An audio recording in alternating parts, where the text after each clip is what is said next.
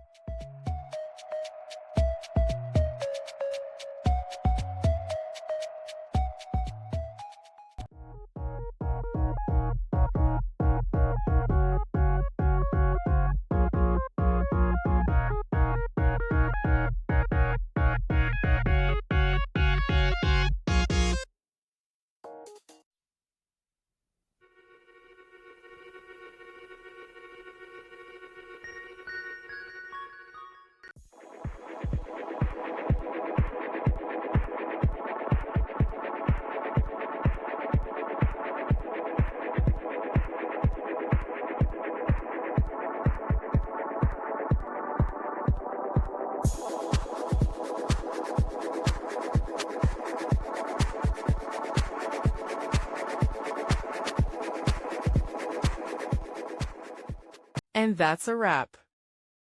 I hope you found the answer you were looking for. If you did, take a second to hit that subscribe button. It really helps out. And let me know in the comments which solution worked best for you. See you next time in the debug zone.